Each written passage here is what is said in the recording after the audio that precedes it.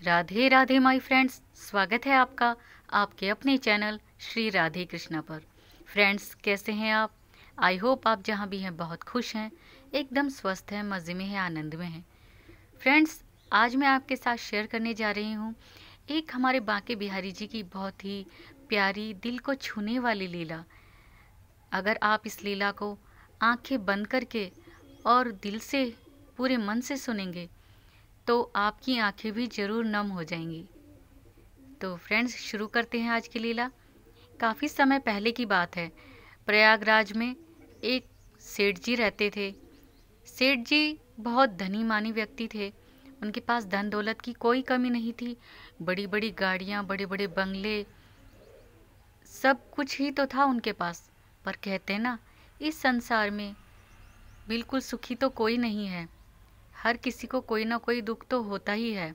सेठ जी को भी वो एक बहुत बड़ा दुख था, और वो था संतान का दुख। उनकी कोई संतान नहीं थी। इसी कारण वह परेशान रहते थे, दुखी रहते थे। उनके जो नाते रिश्तेदार हैं वो कहते कि हमारा बेटा गोद ले लो, कोई कहता मेरा बेटा गोद ले लो। और उन्हें समझाते, सेठ जी एक संतान का होना जरूरी है, आवश्यक है। नहीं तो आपकी देखभाल कौन करेगा बुढ़ापे में, और आपका कारोबार कौन संभालेगा, इतनी धन दौलत कौन संभालेगा, इतना सब आप किसके लिए कर रहे हैं।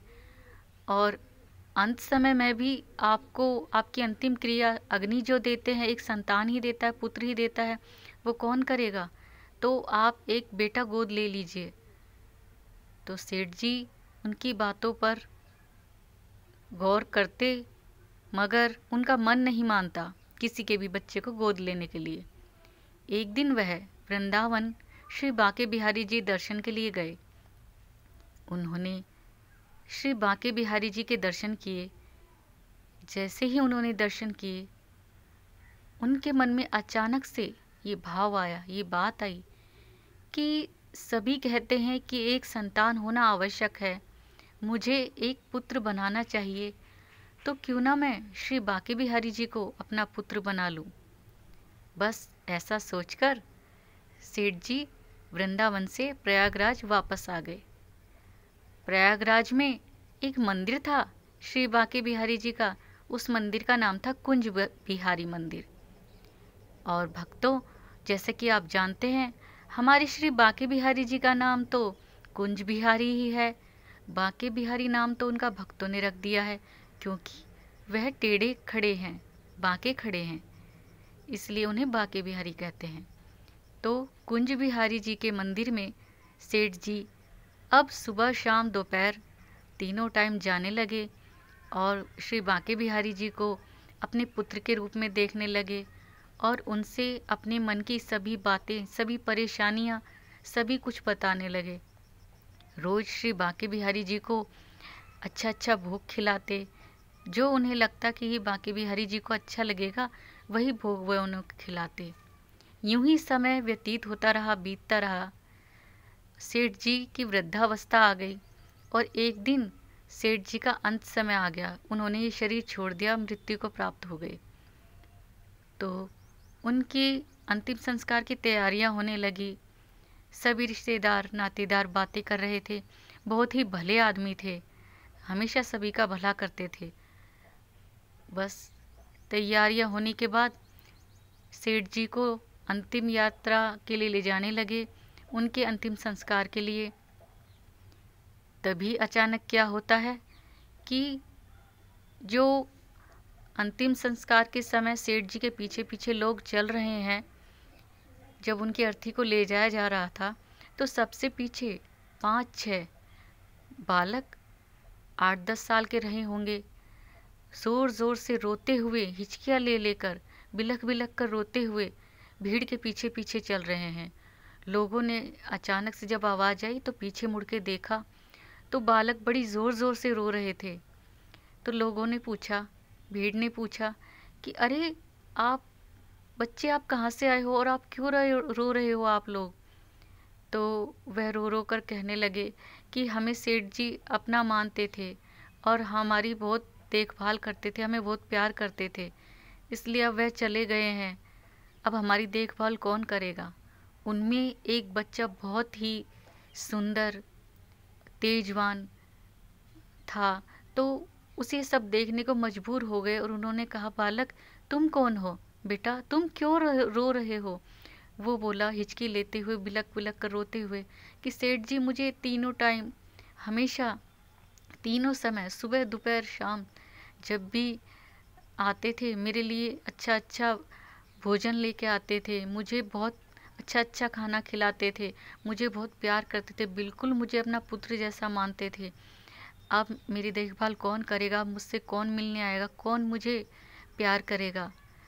तो सभी लोगों ने उन्हें चुप कराया और कहा कि रो मत बेटा, हमारे साथ चलो। शमशान में सेठ जी को ले जाया गया। वहाँ जब अंतिम संस्कार की, अग्नि देने की बात आई तो सभी रिश्तेदारों ने कहा कि अब इन्हें अग्नि कौन देगा।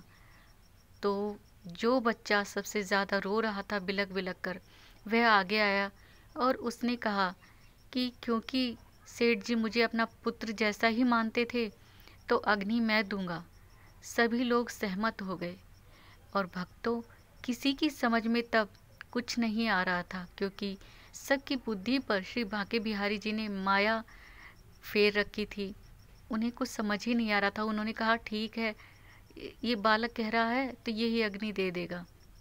उस बालक ने सेठ जी की चिता को जो ही अग्नि दिखाई, आग दिखाई, अग्नि धू धू करके जलने लगी। जब अंतिम संस्कार हो गया उसके बाद सभी लोग यमुना में, क्षमा कीजिएगा, यमुना में नहीं, प्रयागराज में जो नदी है वहाँ स्नान करने लगे और उस बालक को भी स्नान करने के लिए कहा। जब वह बालक स्नान करने गया तो वह नदी से बाहर लौटा नहीं, तो सभी गोताखोर अब तो एक एक करके कूद पड़े कि कहीं बच्चा डूब तो नहीं गया, कहीं उसके प्राण तो नहीं चले गए। पर गोताखोरों ने बहुत ढूंढा, बहुत ढूंढने पर भी उस बच्चे का शरीर नहीं मिला। तो लोगों ने सोचा, अरे वह बच्चा तो लगता है मर गया।